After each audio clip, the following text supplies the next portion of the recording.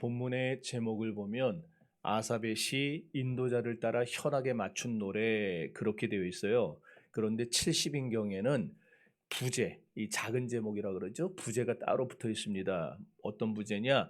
아수르에 대한 노래 이렇게 되어 있어요. 여러분 70인경이 뭐냐? 이거 이제 다 아시지 않아요? 그죠? 예. 원래 구약 성경은 히브리어로 기록되어 있었습니다. 그런데 바벨론의 포로를 갔다 왔더니 세상이 바뀐 거예요. 이제 헬라의 알렉산더가 전 세계를 정복하고 모든 나라에 이제 헬라어를 강요해서 국가들마다 다 헬라어를 쓰기 시작한 겁니다. 그러니까 세계 공용어가 지금은 영어지만 그 당시에는 헬라어였던 거예요. 그래서 이스라엘 백성들도 이제 어른 세대는 히브리어에 익숙하지만 젊은 세대는 헬라어와 히브리어를 같이 쓰다 보니까 자꾸 헬라어를 더 많이 쓰면서 조금씩 잊어가던 때였습니다. 그래서 어린 세대들, 젊은 세대들을 교육하기 위해서 안 되겠다, 우리가 성경을 헬라어로 번역하자. 이래서 번역한 거를 70인경 또는 70인역 이렇게 부르는 겁니다. 이 시편 76편은 저 이스라엘의 북쪽에 있던 아수르라고 하는 나라의 사네립 왕이 서진 정책을 펴니다. 점점 이렇게 서쪽으로 나라를 확장해 오던 차에 북이스라엘을 멸망시키고 이제는 하나 남아있는 남유다를 침공하던 그런 때에 기록된 겁니다. 그때 얼마나 위기가 컸겠습니까? 온 백성들이 힘들고 고통스럽고 괴로움에 처해 있을 때에 그 모든 상황에서 하나님이 개입하심으로 말미암아 대역전을 이뤘던 사건이 오늘 본문의 배경이라는 거예요. 따라서 시편 76편은 하나님의 말할 수 없이 놀라운 은혜와 이적을 체험하고 나서 성도들이 불렀던 감격적인 찬양이라 이렇게 말을 할 수가 있습니다. 유다 나라는 아수르로 인해서 풍전등화의 위기에 처해 있었어요. 예루살렘은 아수르 군사에게 포위당했습니다. 어느 누구도 여기서 살아날 수 있을 거라고 생각을 못했어요. 솔로몬 당시에 이스라엘 인구가 예루살렘 인구가 몇 명 정도 됐을지 아세요? 굉장히 많았을 것 같지만 5천 명밖에 안 됐어요. 솔로몬 당시 예루살렘에 살던 사람이. 왜냐하면 예루살렘이라는 도시가 그렇게 큰 도시가 아니거든요. 그러다가 히스기야 때에 갑자기 2만 5천 명으로 늘어납니다. 여러분 옛날 우리 서울 저 지방에 살던, 여기도 지금 호남 향후에 영남 향후에 계시죠? 없나요? 있잖아요. 그분들 갑자기 저 시골 고향 버리고 서울로 올라왔을 때에 먹고 살기 위해서 직장 갖기 위해서 올라왔을 때에 서울이 갑자기 폭발적으로 팽창했어요. 뭐 다 딴 나라에 살다 오셨나, 왜 저하고 다른 세대를 살고 계신 분들인가? 그래가지고 갑자기 뭐 화장실도 부족하고 생활 뭐 이런 그런 뭐에 이렇게 생활에 필요한 모든 거 인프라라 그러죠. 그런 게 다 부족하고 얼마나 힘들었습니까, 서울이. 다 판잣집에 살고 올라와가지고 그냥 조그마한 학고방 같은 거 지어놓고 거기다 이렇게 합판 대놓고서는 요만한 방에 그냥 6식구 7식구가 바글바글 살던 그런 시대. 그때 살기 좋았어요? 힘들었어요? 힘들었죠. 예루살렘이 딱 그 짝이에요. 5천 명 살면 딱 좋은 도시에 2만 5천 명이 몰려들었어요. 왜 이렇게 갑자기 몰려들었냐? 시골에서 올라온 게 아니고 북이스라엘이 멸망당하면서 거기에 살던, 그래도 거기가 다 뭐 이렇게 우상숭배자 나쁜 놈만 사는 게 아니라 그 중에서도 하나님을 경외하고 하나님을 사랑하려고 하는 자들이 있었거든요. 믿음을 지키면서 끝까지, 지금도 북한에서 저 지하에서 핍박받으면서 믿음 지키는 사람들이 있는 것처럼 그런 사람들이 나라가 망하니까 이제 대거 다 남쪽으로 몰려왔던 겁니다. 그래서 예루살렘의 터를 잡고 살아가게 됐는데 이 아수르의 사네립이 계속해서 북이스라엘을 멸망시키고 남유다까지 멸망시키겠다고 쳐들어온 거예요. 그래서 2만 5천 명이 살고 있던 예루살렘 성을 18만 5천 명으로 둘러싸고 포위해버린 겁니다. 어떻게 빠져나가겠어요? 물자를 들여올 수도 없고 안에서 나갈 수도 없고 그냥 거기서 꽉 굶어 죽겠으니까 다행히 히스기야가 지하 땅굴을 파서 샘에 물을 끌어오긴 했어요. 그래서 먹을 물은 마련이 됐는데 음식이 없는 거예요. 먹을 양식이. 자, 백성들의 고통이 오죽했겠습니까? 아수르는요 급할 게 없어요. 여기서 이렇게 막고 계속 기다리다 보면 저놈들이 알아서 항복하든지 아니면은 말라 죽든지. 그러니까 아수르는 전혀 급할 게 없는 거예요. 이럴 때에 과연 백성 중 어느 누가 우리 유다 나라에 희망이 있습니다라고 말할 사람이 누가 있었겠어요? 어느 누가 과연 우리가 이 아수르를 이기고 전쟁에서 승리할 겁니다 말할 수 있는 사람이 한 사람이라도 있었겠느냐? 모두가 다 안 된다, 못한다, 죽는다, 끝이다 그런 말을 했을 겁니다. 그런데 전혀 예기치 않게 하룻밤새 하나님께서 천군 천사를 보내가지고 잔악무도하기로 소문났던 이 사내립이 이끄는 18만 5천 명의 아수르 군대를 완전히 전멸시켜버린 거예요. 다 딴 나라 얘기니까 아멘도 안 하고 있죠, 여러분들이. 내게도 일어날 수 있다라고 생각하면은 가만히 있겠습니까? 여기서 우리가 생각할 것은 하나님의 백성은 절대적인 하나님의 보호를 받고 산다는 사실입니다. 그러니까 우리가 이 세상 살 때 보면은요, 예기치 않은 어려움에 빠질 때가 있어요, 없어요? 있죠. 그래서 절망하고 좌절합니다. 그래도 성도들은 낙심하지 말아야 될 이유는 뭐냐? 하나님은 절대로 자기 백성을 버리지 않기 때문입니다. 이것이 바로 하나님의 은혜예요. 그래서 우리 신자들은 날마다 입을 열면은 뭔 말을 해야 되느냐? 우리는 하나님의 은혜로 삽니다. 나는, 내 가정은 하나님의 은혜 때문에 삽니다. 이렇게 말할 줄 알아야 되는 거예요. 지난번에 우리가 함께 은혜 받았던 시편 75편 기억납니까? 그게 언제적 일인데 기억하고 있겠습니까? 시편 75편이 뭐예요? 쥐뿔도 없는 우리에게, 하나님의 백성들에게 유일하게 하나님이 주신 게 있다 그랬어요. 뭐냐? 하나님의 이름이라고 하는 뿔, 그 뿔을 주셨어요. 그래서 신자들에게, 그 신자들이 이 하나님의 이름이라는 뿔을 앞세우고 나가면은 지금은 막막하고 지금은 힘들고 지금은 고통스럽고 지금은 괴로워도 반드시 하나님의 승리가 있을 것이라, 그걸 말해주는 게 시편 75편이었다고 그랬습니다. 자, 그러면 오늘 반면에 시편 76편은 뭐냐? 승리를 얻은 백성들이 승리가 이루어진 데 대해서 기쁨과 환희의 찬양을 하나님께 드리는 내용, 그거예요. 그래서 우리는 시편 75편과 76편을 같이 봐야 됩니다. 어려운 중에도 하나님이 우리에게 승리를 주신다. 그리고 그 약속대로 우리가 승리하고 나면 우리는 하나님을 찬양해야 된다. 여러분, 승리의 주관자는 히스기야가 아니었어요. 어떤 위대한 장군도 아니었고 훌륭하고 노련한 정치가도 아니었습니다. 이스라엘의 승리의 주관자, 이스라엘에게 승리를 주신 분은 하늘의 하나님입니다. 그래서 오늘 본문은 우리에게 두 가지를 보여줘요. 첫째, 아수르에 포위되어 있는 이스라엘 백성들은 누구를 상징하냐? 오늘날 성도를 상징해요. 자, 고린도서 4장 8절과 9절에 바울은 이렇게 말합니다.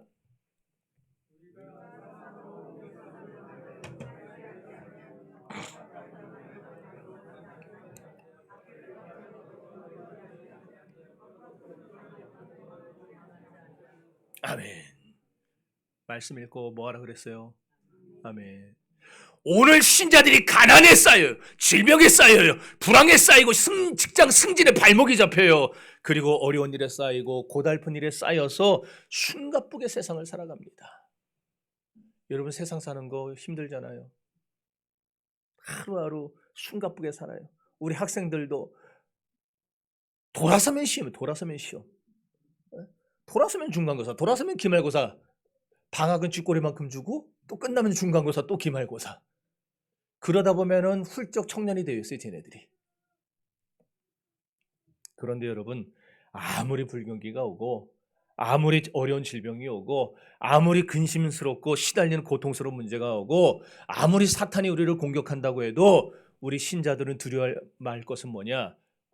아까도 말했지만은 하룻밤새에 18만 5천의 아수르 군대를 진멸하신 하나님이 바로 여러분의 하나님이기 때문입니다.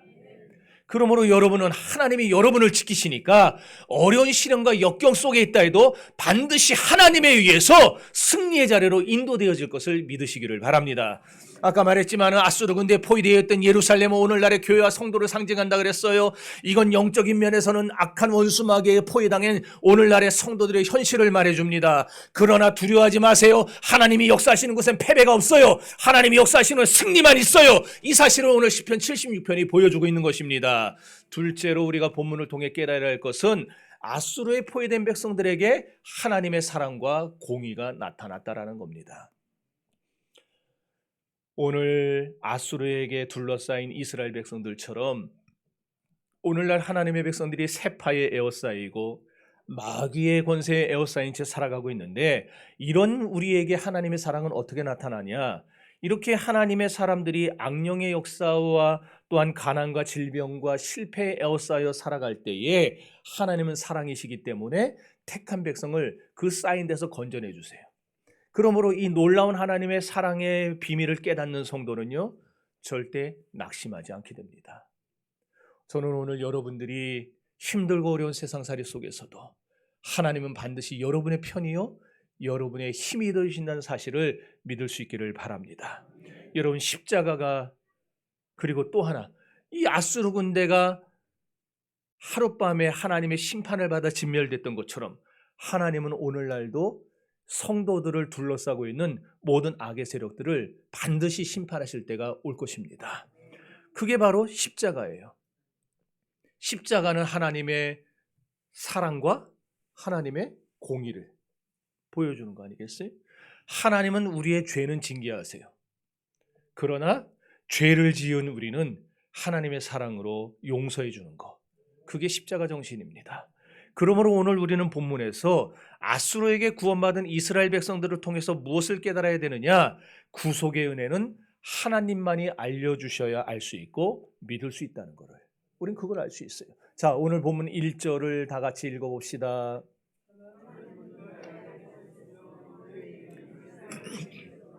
여기 알려졌다, 크다 이런 단어가 나오죠. 여러분, 우리는 내가 하나님을 알아간다고 생각을 해요, 사람들은. 그래서 기도할 때도 하나님을 알아가게 해달라는 기도들을 합니다. 그게 굉장히 잘못된 기도예요. 왜냐? 우리는 내가 하나님을 알 수가 없어요.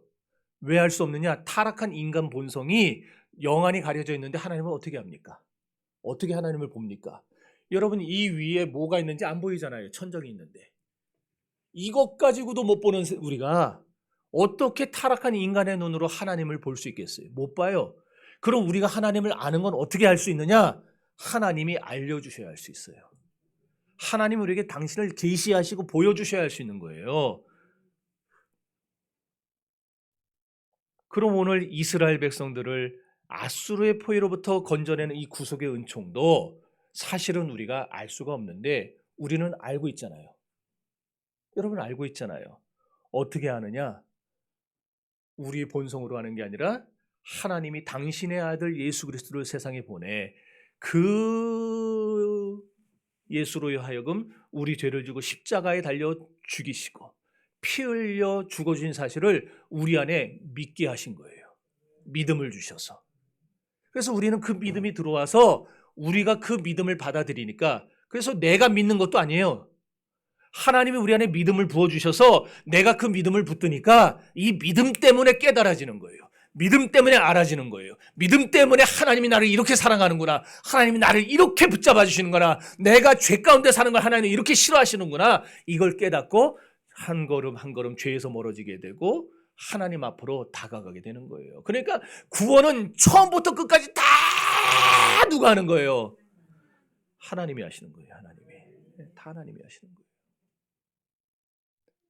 선택도 하나님이 하시고 예정도 하나님이 하시고 거듭남도 하나님이 하시고 성화도 하나님이 하시고 그리고 우리를 천국으로 데려가는 것도 다 하나님이 하시는 거예요. 그런데 여러분들은 하나님이 이렇게 알려주셔서 알지만 지금 아멘을 참 잘해요. 참 희한하네. 오늘 아멘을 너무너무 잘하네. 그런데 이렇게 아멘을 잘하는데 세상 사람들한테 가서 얘기해 보세요. 그 사람들이 어떻게 받아들이나요? 예수 믿으세요. 예수님이 당신을 위해 십자가에 못 박혀 죽으셨습니다. 예수를 믿으면 당신과 당신 가족이 구원받을 수 있습니다 하면 뭐라 그래요? 지랄하네. 너나 믿으라 그러잖아요. 여러분 안 들어보셨나 봐요. 나는 들었거든요. 별 쌍욕을 다 해요 나한테. 지랄한다 미친 새끼 이러기도 하고. 그럼 내가 열이 받아서 싸우면 되겠어요 그 사람들하고? 근데 꼭 전도하다 싸우는 사람들이 있어요. 전도하다 싸우지 마세요. 전도문 다 막는 겁니다. 내가 욕먹으면 하나님이 주를 위하여 핍박받는 자, 주를 위하여 의를 위하여 핍박받고 주의 이름을 위하여 박해받는 자, 주님이 어떻게 하신다 그랬어요? 천국이 저의 것이며 저가 하나님의 얼굴을 볼 것이며 그러지 않았어요? 그래서 세상 사람들은요 이게 이해가 안 돼요. 특히나 고정관념이 들어있어서. 어떤 고정관념이냐면은 내가 저지른 천벌에서 벗어나는 길은 내가 돌을 닦든지 아니면 고행을 해서 죄값을 씻어내든지 그래야 내가 극락에 갈 수 있어. 천국에 갈 수 있어. 이게 사람들의 고정관념이에요. 그래가지고 세상의 모든 종교가 다 일관되게 주장하는 게 뭐예요? 행위구원이에요. 내가 한 만큼 구원받는다. 그래서 절간에 보면은 대웅전에 초파일이 끝난 지 지금 몇 개월이 지났는데 아직도 길거리에다 그거 등을 달아놓고 있는 하여튼 금천구 진짜 그 연등 언제 얘기했죠? 대웅전 석가모니 불상 딱 바로 앞에 있는 거는요 이제 5억짜리예요. 5억 하나에. 여러분 우습게 생각하지만 절 다니는 사람들은요 5억 1억 막 우습게 헌금합니다. 왜? 그걸 해야 구원받기 때문에 극락 가기 때문에. 아닌 것 같아요? 절 다니는 사람들을 물어보세요. 요 길거리에 달린 게 5만 원짜리예요. 길거리에 달린 게. 그런 고정관념이 있어요. 내가 뭘 해야 내가 뭐라도 이렇게 해서 바쳐야 내가 구원받지 않겠냐. 인간은 행위를 통해 내 죄를 속함받는 것이지 누가 나를 위해 대신 죽었다고? 남이 내 죄를 대신 지고 죽었는데 그걸 믿으면 천국 간다고? 이해를 못해요. 그런데 하나님이 그 구속의 사역을 우리 속에 알려주시면은 어떻게 돼요? 믿어진다니까요.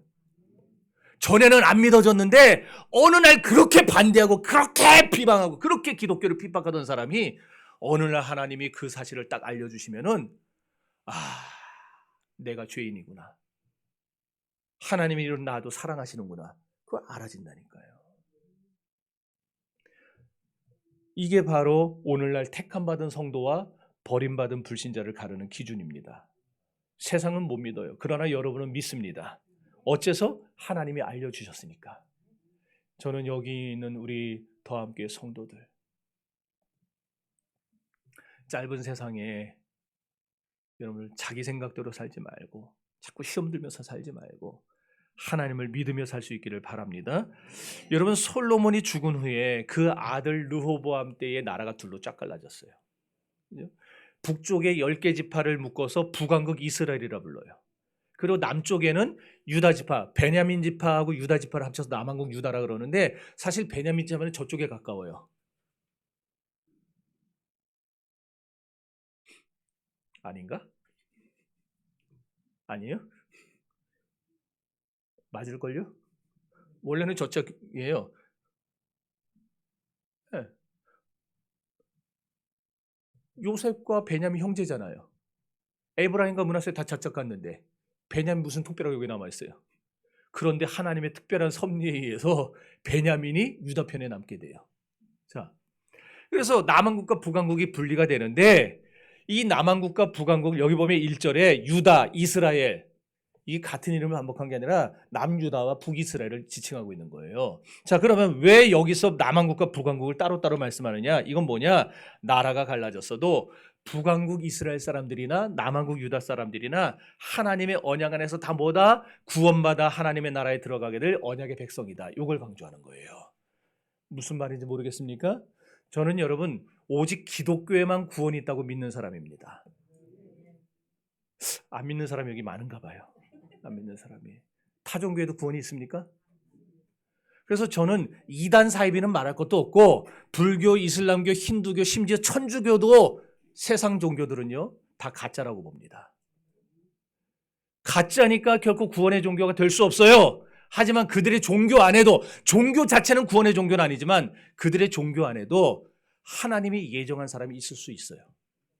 저는 그걸 믿어요. 종교는 가짜지만 불교에 다니는 사람들 중에도 하나님이 택한 사람이 있어서 언젠가 때가 되면 하나님이 그 사람을 전도에 미련한 방법으로 불러가지고 그 사람을 구원시키시고 천국으로 데려갈 것이다. 그 사람이 분명히 거기 있을 겁니다. 이슬람교도 있을 겁니다. 그러니까 우리가 이슬람교 선교하는 거 아니에요. 공산권에도 있을 겁니다. 천주교도 있을 거예요. 그래서 저는 성당 사람들에게도 전합니다. 맞다고 지금 응 그러는 거예요 지금 어디서. 네. 아주 난리가 났네.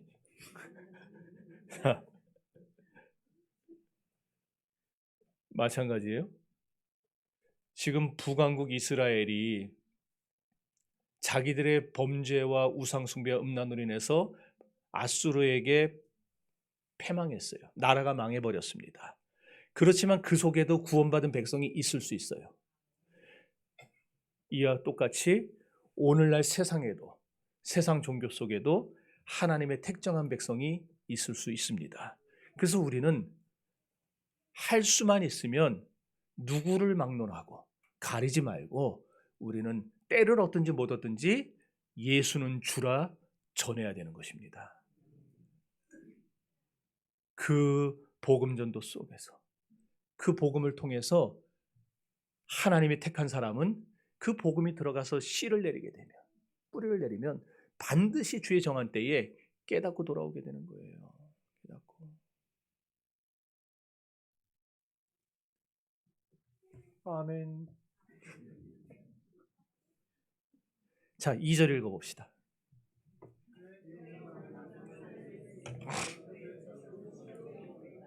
여기 그가 누구겠어요? 하나님이죠. 그럼 여기 하나님의 장막, 하나님의 처소 이렇게 구분하고 있어요. 장막과 처소는 다릅니다. 처소는요 풀과 나무로 얼기설기 얽은 그 우리 예전에 움막 같은 거, 그 다음에 예전에 조선시대에는 부모님 돌아가시면 3년상 치르면서 묘 옆에다가 뭐 해요? 심요살이 한다 그러죠? 대충 풀로 나뭇가지로 얽어놓고 그 안에서 들어가서 3년 동안 이렇게 부모님 가는 길 배웅한다고. 그런 게 처소예요. 그런 게 처소예요. 자, 그런데 장막은 뭐냐? 가죽으로 만든 텐트하고 비슷합니다. 처소가 튼튼하겠어요? 장막이 튼튼하겠어요? 장막이 튼튼하죠. 그럼 여기서 지금 뭐가 튼튼하냐 그걸 말하려는 건 아니고 장막과 처소가 보여주는 의미가 뭐냐는 거예요. 장막과 처소가 우리에게 가르쳐주는 게 뭐냐? 이 뜻이 하나님이 임재하시는 장소인 그 집은 그런 뜻이에요. 하나님이 임재하시는 장소인 그 집은 어디에 있어요? 살렘에 있고 시온에 있어요. 지금 2절은 그걸 말하고 있는 겁니다. 자, 그럼 하나님이 계시는 집이 살렘과 시온에 있다고 그랬는데 살렘은 눈치채셨겠죠? 어디를 말하겠습니까? 난 나 혼자 설교하는 것 같아 지금. 예루살렘이죠. 예루살렘. 그래서 창세기 14장 18절에 보면은 살렘왕 멜기세덱이 그렇게 나와요. 그럼 시온은 어디겠어요? 시온은 어디일까요? 시온성, 예루살렘성. 그러니까 여기 살렘도 예루살렘이고 시온도 예루살렘이다. 아, 맞는데 완전 맞는 말도 아니에요. 시온은요, 우리 수학에서 이게 뭐죠? 이게 무슨 등식이죠? 뭐가 A가 B가 A보다 크다는 거예요. 그죠? 예루살렘, 살렘은 예루살렘을 말하는데 시온은 예루살렘의 한 부분에 있던 언덕을 말합니다. 그 언덕 위에 시온성을 세운 거예요. 결국 뭐 같은 의미기는 해요. 그러니까 우리 권사님의 대답이 틀린 말은 아니에요. 맞는 말이에요. 예. 자, 결국 2절은 무슨 뜻이냐? 예루살렘이 원수 아수르에게 포위당했어도 그 가운데서도 하나님은 살고 계시다. 우리와 함께 계시다. 그 말이에요. 그러니 여러분이 지금 질병에 에워싸이고 가난에 에워싸이고 세상의 어려움에 에워싸여도 그 안에 하나님이 여러분과 함께하고 계심을 믿으시기를 바랍니다. 그러니까 인간의 눈으로 볼 땐 지독한 위기예요. 지금 상당히 큰 어려움입니다. 다 어렵다고 합니다. 고달픕니다. 그래서 이제는 여러분들 중에 그런 사람이 있을 수도 있어요. 이제는 끝났구나. 이젠 망했구나. 아니에요. 하나님이 거기에 우리와 함께 하십니다. 그래서 막말로 아니 나는 망해도 하나님은 망할 수가 없어요. 하나님은 망하지 않아요. 그러니 어때요? 하나님이 안 망하시니까 나는 망했어도 주 안에 있는 내가 하나님이 나와 함께 하시니까 다시 일어설 힘을 주시는 거예요. 기독교인은 그 정도 배포는 가지고 살아야 됩니다. 이렇게 하나님이 계신 곳에는 기적이 있고 축복이 있고 역사가 있고 은혜가 있습니다. 여러분이 지금 그리고 앞으로도 어떤 환경에 처한다 할지라도 하나님은 지금까지도 여러분을 떠난 적이 없으시고 앞으로도 떠날지 않을 줄로 강력하게 믿으시기를 바랍니다. 3절 읽어봅시다.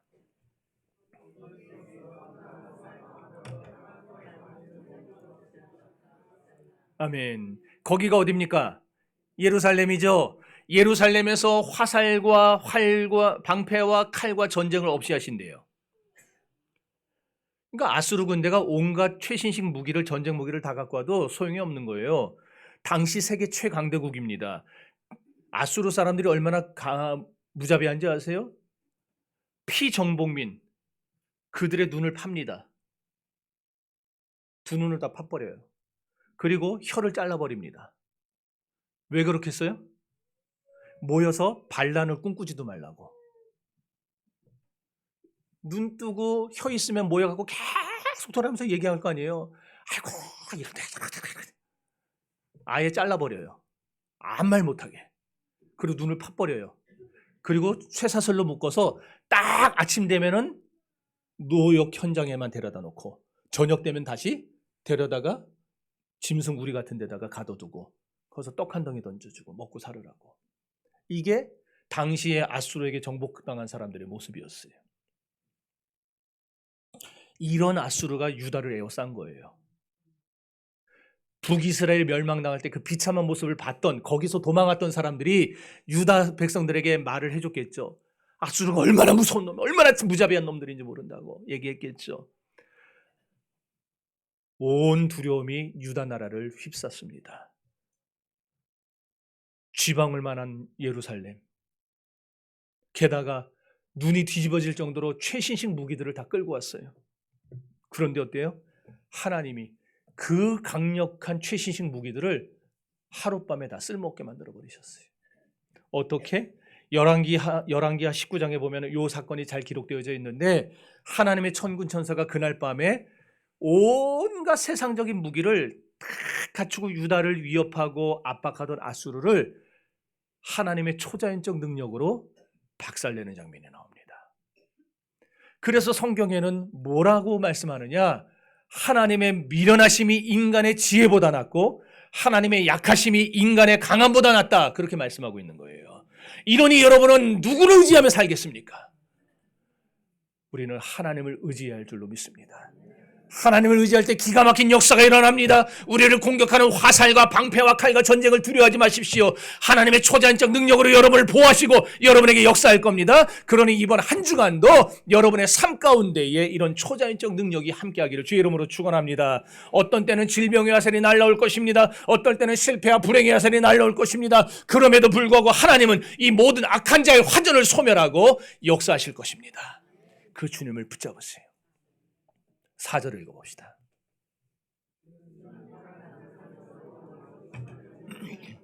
아멘. 4절은 3절의 반복이에요. 약탈한 산이란 뭐냐? 아수르에게 지금 침공당한 예루살렘 시온산을 말합니다. 그런데 하나님이 약탈을 일삼는 아수르에게서 지금 이스라엘을 구원하니까 어떻게 돼요? 그 모습이 영화롭고 존귀해 보이게 되어 있다는 거예요. 오늘날 하나님이 여러분들 질병에서 건져줘요. 실패에서 건져줘요. 고통에서 건져줘요. 좌절에서 건져주고 물질의 어려움에서 건져줘요. 그렇게 건져주시면 어떻게 되겠습니까? 여러분이 주변 사람들에게 존귀하게 보이게 되는 거예요. 야, 저 사람 예수 믿더니, 야, 저 사람 예수 믿더니 하나님이 진짜 있기는 있나 봐. 존귀해지는 거예요. 그래서 우리 그리스도인들은 보여줘야 됩니다. 보여줘야 돼요. 그러니까 여러분들 하나님 앞에 기도하세요. 여러분이 세상에 모델하우스가 좀 되게 해달라고. 세상 사람들한테 아이고 괜찮아 나는 생각만 너나 잘 살아 너나 잘 살아 그러는 사람에게 진짜 예수 믿고 하나님이 여러분의 영도 구원하시고 하나님이 여러분의 문제도 해결하시는다는 사실을 좀 보여줄 수 있게 되기를 바랍니다. 그래서 사람들이 여러분을 보면서 야 예수 믿더니 그리고 여러분을 통해서 와 진짜 하나님은 대단하시구나. 네가 믿는 하나님 나도 한번 좀 믿어보자. 그렇게 되기를 바랍니다. 네. 자 5절 읽습니다.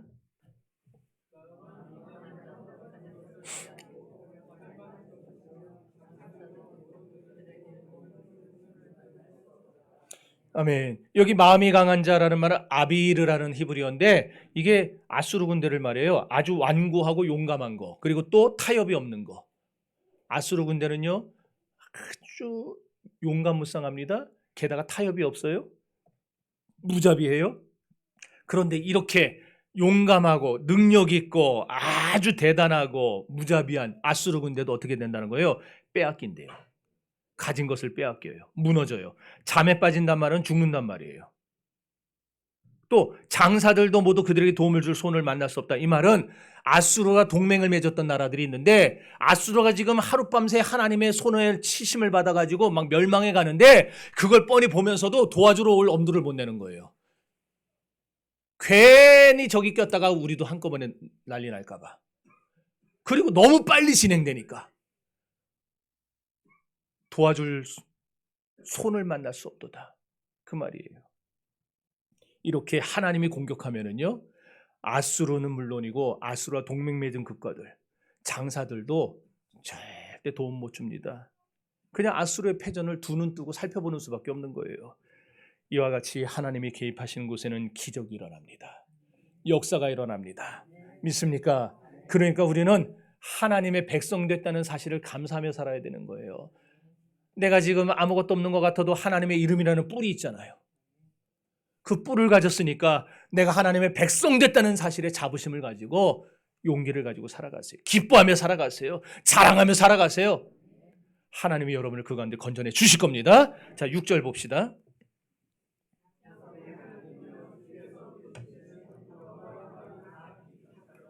아멘. 하나님이 한번 손대시니까 병거 탄 사람들, 말 탄 사람들 모두 죽었어요.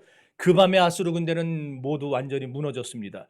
출애굽기 15장에 보면은요, 애국 군대가 말과 병거를 이끌고 홍해가에 머무는 이스라엘 군대를 급습합니다. 백성들을 그냥 쳐들어오기 시작하는 거예요. 얼마나 겁납니까? 앞에는 그냥 시퍼런 물결, 홍해바다가 넘실거리고 있죠. 뒤에서는 칼과 무기를 든 애국 군대가 쫓아오고 있죠. 이제 얼마 안 있으면은 따라잡혀서 다 죽게 생겼어요. 백성들이 거기서 원망합니다. 내가 애굽에 매장지가 없어서 우리를 이를 끌고 왔느냐? 원망하고 불평하는 사람들은요, 항상 원망 만 합니다. 그러나 그때 모세가 뭐라고 합니까? 너희는 오늘 여호와께서 너희를 어떻게 구원하시는가 보라. 그러고 모세가 애굽 바다에 서서 홍해 바다에 서서 그것을 향하여 자신에게 주신 지팡이를 내어들고 하나님 앞에 기도하기 시작합니다. 그러니까 밤새 하나님께서 보내신 동풍이 몰려와 가지고 그 뜨거운 바람이 아니 세상에 얼마 뜨거운 바닷물이 말랐겠어요. 그 우리 머리로 이해 좀 합시다. 나중에 천국 가서 보여달라고 한번 해보세요. 바닷물을 말려가지고 그 쫙 그 사이를 다 걸어가지 않아요. 다.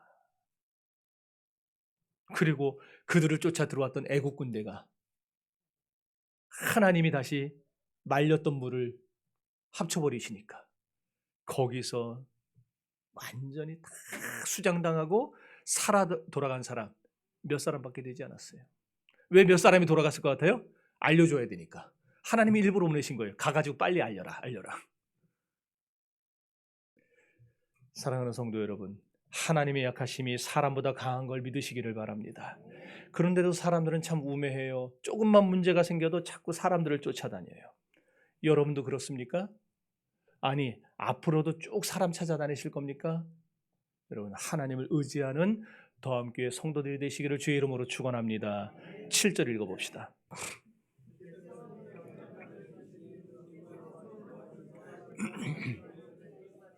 아멘. 여기 보면 주라는 말이 반복돼서 나오는데 이건 강조입니다. 이건 하나님의 독일무이성. 독일무이성이 뭐겠어요? 홀로독, 하나일, 그다음에 없을무, 두이, 성성, 성품성. 그러니까 하나님에게, 오직 하나님에게만 있고 다른 세상 어떤 것에도, 이 우주 만물 어떤 것에도 없는 하나님의 성품, 하나님의 능력. 그게 뭐냐? 하나님보다 강한 존재가 없다는 말입니다. 하나님보다 강한 존재가 없습니다. 하나님만 존귀하시고 하나님만 절대자시고 하나님만 오직 한 분이신데, 이런 능력자 하나님이 누구 편이냐? 연약한 이스라엘의 편이요, 여기 있는 우리 더함교회 성도들의 편입니다. 이처럼 하나님이 우리 편인 줄 믿으시기를 바랍니다. 위급한 순간에 내 편이 있다는 것, 내게 마음의 위안이고, 평범한 것이 얼마나 소중한지 벼랑 끝에서 보면 알아요. 하나님 약한 것이 사람보다 강한 걸 언제나 믿으며 살아가요. 세상 살면서 힘이 야들겠지만 하나님 사랑하며 살고 싶습니다.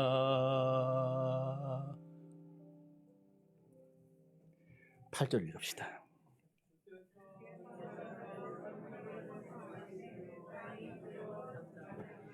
(8절은) 7절까지의 내용을 다 하나 다시 묶어서 보완해 주는 말씀입니다. 하나님께서 하늘에서 이스라엘 백성들을 죽이려던 아수르의 패배를 판결하셨다, 그 내용이에요. 그러면 도대체 하나님은 왜 이렇게 우리 편을 드시는 건가? 따라합시다. 야곱의 하나님이여. 하나님이 보실 때 우리는 야곱 같은 백성이라는 거예요. 야곱은 언약 백성의 표상입니다. 언약의 백성이라 하나님이 선택하시고 구원하시고 천국의 축복까지 동참시키는 것을 총망라해서 언약의 백성이라 부르는 겁니다. 야곱은 선택받을 자격이 없었어요. 야곱은 구원받을 어떤 조건이나 능력도 없었던 사람입니다. 에서가 선택받고 구원받았다면요, 우리는 그거 당연히 받을 만한 사람이 받았지, 그게 되어버려요. 그러나 아무 능력도 없고 조건도 없고 내세울 것 없는 야곱이 구원받았기 때문에 우리는 이걸 은혜라고 부르는 거예요. 마찬가지로 오늘날 우리 성도들이 잘나고 깨끗하고 뭘 해서 하나님 앞에 의로움이 있어서 하나님이 보호하시고 축복하시는 게 아니라는 말입니다. 하나님이 자꾸 우리 편 되어주시는 이유, 하나님이 자꾸 내 쪽에 서셔서 나를 도와주시는 이유는 내가 언약의 백성이기 때문입니다. 그러니 내가 못나고 내가 실수하고 죄 짓는 거와는 상관없어요. 물론 죄 안 짓고 우리가 의롭게 살면 더 좋겠지만, 그럼에도 불구하고 우리가 실수하고 넘어지고 자빠져도 하나님이 우리 편 되어주시는 이유는 하나님이 아브라함을 통해서 우리에게 약속해 주시고 예수 그리스도를 통해 우리에게 새 언약을 주셔서 누구든지 예수를 믿기만 하면 구원을 받을 것이라, 그 약속을 우리가 붙잡고 살아가기 때문입니다. 사랑하는 성도 여러분, 탕자 생각해 보세요. 집을 떠나서 눈 맞고 귀 맞고 모든 재산을 창기에게 다 허랑방탕하게 쏟아버렸던 사람입니다. 세상은 탕자와 같아요. 아무리 복음을 전해도 타락된 세상은 귀를 막습니다. 눈을 막고 점점 타락에 빠져갑니다. 여러분, 하나님의 능력은 오늘 이 나라에, 그리고 하나님의 백성들의 유일한 힘인 줄로 믿습니다. 우리가 뭘 잘해서가 아니에요. 선한 행위를 해서가 아닙니다. 도덕적으로 윤리적으로 바로 서서가 아닙니다. 인간이기에 부족하고 실수 많고 허물 많았어요. 우리가 다윗을 성군으로 보고 엄청나게 위대한 사람을 보잖아요. 하지만 다윗이 어떤 사람인지 여러분 그 본질을 아십니까? 13년간 사울에게 쫓겨다니는 중에도요, 다윗은 여색을 탐한 자예요. 성경에 나타난 것만 7명의 여자와 결혼합니다. 그리고 20명의 자식을 낳습니다. 윤리의 잣대로 본다면은 이게 제정신 박힌 사람입니까? 지금 자기 목숨이 경각에 달렸는데 여자만 생각하는 사람이 제정신이겠냐고요. 그만큼 다윗은요, 공적위에서 가려져서 그렇지 여자에게 약한 사람이었어요. 그러나 여러분 꼭 기억하세요. 신앙은요, 도덕과 윤리의 기준으로 판단해선 안 됩니다. 아브라함 새 출발하라고 가나안으로 보내놨더니 못 살겠다고 애굽으로 도망가 버렸어요. 거기서 아내 뺏기고 죽을 고생하다가 겨우 다시 가나안으로 돌아옵니다. 얼마 동안 잘 사는가 싶더니 얼마 뒤에는 아이를 준다는 하나님의 약속을 새까맣게 잊어버리고 하갈을 첩으로 들여요. 그리고 이스마엘을 낳고는 그 뒤에 단어가 굉장히 무서운 단어입니다. 하나님과 13년 동안 관계가 끊어져 버려요. 죄 짓고 기도문이 막히니까 하나님과 교통을 못하는 겁니다. 오늘날 교인들 중에도요, 교회는 나와 앉아있는데 하나님과 기도문이 막힌 사람들이 있어요.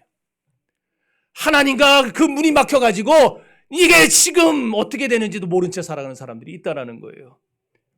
인간의 도덕과 윤리의 잣대로 보면 아브라함 구원받을 수 없는 사람입니다. 다윗 같은 사람도, 야곱 같은 사람도 어떻게 구원의 백성이 됩니까? 탕자 같은 이가 어떻게 용서받을 수 있습니까? 인간의 도덕과 잣대로 보면 그래요. 그러나 인간의 도덕과 잣대가 아니라 하나님의 언약의 잣대로 보면은 모두가 구원받을 수 있습니다. 아브라함도 다윗도 야곱도 탕자도, 그리고 여기 있는 황 목사도, 여기 있는 여러분도 하나님의 언약의 잣대로 인해서 구원받은 겁니다.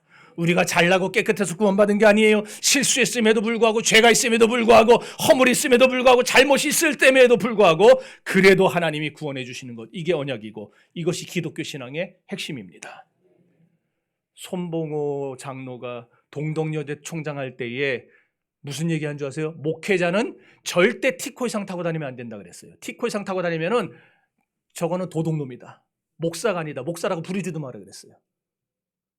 얼마나 대단하면 기운실 책임까지 지고. 근데 지금은 지가 고급차 타고 다녀요.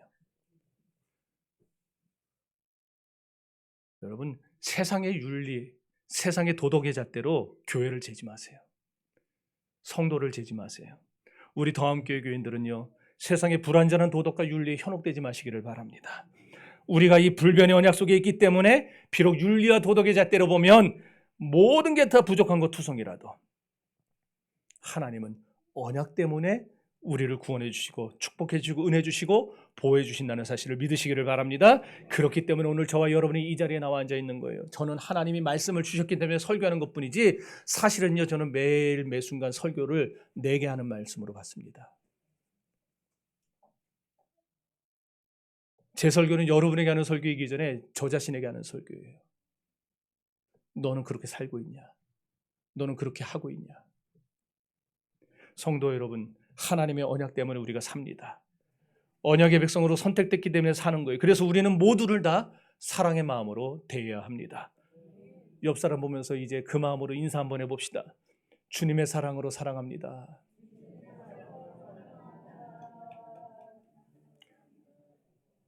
왜 앞만 쳐다보고 안 해? 이게 온유한 사람이에요. 이게 서로 주의 사랑으로. 거기 주님의 사랑 싹 빼고 사랑합니다 그러면 이게 조금 이상해져요. 네? 남자가 여자가 서로 보면서 사랑합니다 자기 가족한테나 그러세요. 우리는 꼭 주의 사랑으로 사랑하는 겁니다. 그래서 여기 9절에 온유한 자를 성도라고 지금 말해주고 있는 거예요. 자, 그 다음에 10절과 11절 읽어보고 마칩시다.